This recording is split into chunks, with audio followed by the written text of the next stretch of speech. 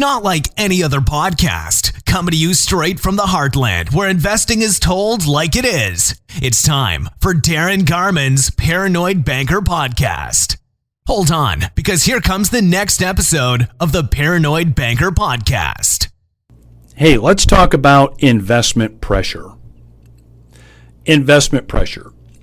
I see investment pressure every day in the real estate business, especially in the own your own multifamily community investment business. And this is not only with passive investors, which we've got hundreds of passive investors that we deal with on a daily basis that own apartment properties with me here in the heartland. So not only when it comes to that, but even what I would call solo investors that own their own properties. They run the properties, manage the properties, do all of that themselves, or at the very least maybe have a management company doing it, but they do most everything themselves. And so you may be asking yourself, what do you mean? What kind of pressure are you talking about? And it's really pressure to not be a real estate investor, to not own your own apartment community, to not get yourself involved in an investment where the writing is on the wall that it will grow in huge, in my opinion, huge leaps and bounds over the coming years. And there's tremendous pressure not to do that. Okay? Why is there tremendous pressure? There's 3 or 4 reasons, actually. So let's talk about a conversation I have probably once every 2 weeks. And so before I get into this particular part, this is not a sexist statement. So I'm not coming at you with any kind of agenda on any kind of sexist agenda here with what I'm going to tell you. But it's fact, so that's why I'm telling you. This is the way it goes. So about every couple weeks I'll have a guy give me a call who's married. And he will basically say he wants to invest in apartments. Most of the time it's, get involved in some of our apartment communities and own some of them with us here. Once in a while it's in his own marketplace, or heck, maybe even close to our marketplace here in the heartland. He wants to own his own property, buy it, run it, landlord it, or have it managed. And this is something he's been thinking about doing, knows he should do, feels pretty passionate about doing it, but won't and can't. And why is that? Because his wife would be thoroughly pissed off if he did. Thoroughly pissed off. And thoroughly pissed off in these conversations range from, the wife being pissed at him and won't talk to him for a week, all the way to, she's out the door, she's leaving, she's had enough of this crap. And so the conversation with me is, can you help me convince my wife or talk to her about getting involved in an investment you have or in an investment they have their eye on. So that's the conversation that I have. And unfortunately, the conversation doesn't go anywhere from there because I'm not going to get into that conversation because it's a losing conversation. Nobody wants to talk to somebody they don't know about all the reasons why they're not being very smart in denying the ability to invest in an apartment project. That's just not a good idea. So unfortunately, I tell every one of those calls, sorry, can't do that. If and when things change, let me know and be happy to talk. I've even had people come into my office unannounced, husband and wife. They'll sit down in my office and they'll argue for, half hour, 45 minutes until I've got to ask them to leave and nothing gets done. Except people are more pissed off when they leave than when they came in. I've had that happen a couple of times, actually. So there's pressure there because someone close feels that there's a lot of risk involved and is not comfortable in making that kind of investment. So there's investors that feel pressure from their spouse. And mostly it's the wife for the most part. I've never had a wife come in wanting to invest and the husband has said no. And I've been doing this for almost 30 years. So it's usually the man wants to, the woman does not, and nothing gets done. But there's pressure for him not to be able to invest and go in a direction he thinks he wants to go. So that's pressure number one. Then you got pressure number two, which is friends and acquaintances or people you know. So how many people do you know that have some kind of a really bad, scary, weird landlord story or property management story, right? So when you think of the words property management, do you think of dollar bills and rainbows and smiles? No, you think of stress, you think of problems, and you think of risk is what you think of when you say the words property management for the most part. And so everyone has heard some kind of a horror story about how somebody owned something, single family home, apartment property, whatever, and the tenant did something, the investor did something happened, and it just blew up. And somebody lost money, somebody got in trouble, whatever. Usually it's the property management story is something to the effect of could never get the tenant out, it cost so much money, the place was trashed, I'm never going to do that again, etc. And so that, by the way, that's the main reason why people don't buy or invest in multifamily communities, because they think that that's the case all of the time because of these stories they hear. So there's pressure from those kinds of stories. I mean, what would your friends and what would your family, what would they say if you told them, yeah, I'm going to buy into a 16-unit apartment project next month? What would they say? Are you crazy? What are you doing? Why are you doing that? For some of you, that's what would happen. I remember when this was, 20 years ago. I was at a family Christmas get-together. And this is family get-together on my wife's side of the family, not my side. And somehow the conversation among all of us around the table was about what's going on, and I talked about the investment apartment project that we were getting involved in at the time. And to the person around the table, I got, with maybe the exception of one or two, I got the, how can you be doing that? That's not very smart. You're going to lose your ass. You're going to get in trouble. The tenants are going to beat the shit out of everything. Things aren't going to work out. What are you doing? Too risky, et cetera, et cetera, et cetera, to all the way to how can you even think that this is going to work out? Well, let's just say they're not saying that anymore, by the way. But, you know, how much pressure was there on me right then and there? I got my extended family, most of them saying, come on, you dummy. What are you thinking of here? You got to be crazy. And so there's pressure from friends and family, pressure from spouse, and then there's also pressure from society too.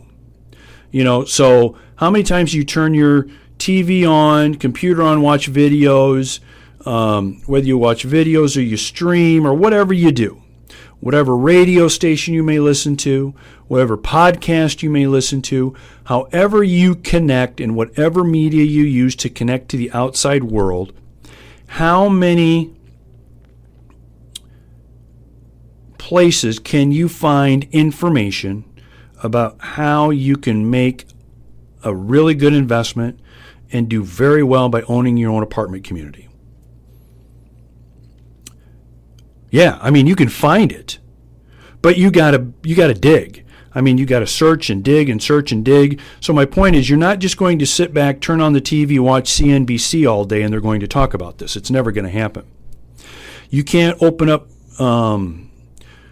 periodicals like Wall Street Journal, like Investors Business Daily, others, USA Today. There's never anything in there that says, here's the 8 reasons why you should be investing in your own apartment property, and here's what you should do now, right? Kiplinger's magazine does not cover this, right? Hardly anybody covers it. Hardly any mainstream media source covers this. What do they cover? Stocks, mutual funds, stocks, mutual funds, companies, company information. Let's talk about Amazon this week. Let's talk about Microsoft this week. Let's talk about General Electric this week. Let's talk about IBM, etc., etc., etc. That's all they're talking about. They're not talking about, yeah, you know what? Owning your own apartment community is a smart thing to do, and here's like the 5 things you should do to really maximize this in 2019. So there's pressure on us as investors to invest in those things that we constantly hear repetitively that we should be investing in. Why? The biggest pressure point of all. Here it is. Because everyone else is doing it. Right? Because everyone else is doing it. Isn't that the biggest pressure we face when it comes to being an investor? Isn't it? How much pressure do we face, hell, on a daily basis, seeing what the crowd is doing, seeing what everybody else is doing, and thinking that you may be missing out on an opportunity, right? Thinking you may be missing out on an opportunity because everyone else is doing it. Holy shit, I better be doing this too, because I must be missing out on something. A ton, and I guess arguably the most pressure is at that point. So what do you do about this? How do you rectify this? How do you solve this issue? Well, I've got good news and bad news for you. You don't solve it. It's going to continue. You're going to continue to be bombarded with all different kinds of pressure to do what everybody else does, not take a little bit of risk, and follow in line with everybody else, you dummy. That's going to continue to happen. So you need to make decisions on what you're going to do in spite of that, right? So you want to start by taking steps in the direction that you believe you need to go, not in the direction everybody else is going. So what can you do to start taking small, consistent steps towards owning your own apartment community? Okay? Towards being involved in, let's say, a partnership that owns an apartment property. So, for example, let's say you're one of these people whose spouse or significant other is totally against owning an apartment property. Well, instead of investing $100,000 into apartment property, maybe it's $10,000, right? So, in the event, your spouse is right, and this is a dumb idea, and we're going to lose money, it's not going to kill you. Okay? Maybe you do something like that. Maybe you start getting information on projects as they come available. Maybe you start having more conversations about that. The point is, you've got to start moving in the opposite direction that everybody else does, despite the continuous pressure you feel from everybody to not go in that direction. Right? To not go in that direction. That's what you've got to do, and be committed to doing that. Because if you're not, you're going to find yourself 5 years down the road, 10 years down the road, and this is a call I get at least once a month, and it goes like this. Darin, I thought about doing something about 10 years ago, but, and then a reason. Darin, I've been following you now for about 3 years. I'm finally ready to get involved in a project. I couldn't before because, then a reason. Or, you know what, Darin, I've been getting your emails, and I've actually been on a property tour now for about 3 years. I'm finally ready to get involved in a project. I didn't before because, and then fill in the blank. Well, all those blanks lead to pressure, because there was pressure there for them not to do it. Till finally they took enough steps, build up enough momentum to get involved in an investment that's going to do pretty darn well, especially in 2019 and 2020. Okay, so sit down and think about how are you going to start taking steps in that direction. And it doesn't have to be massive.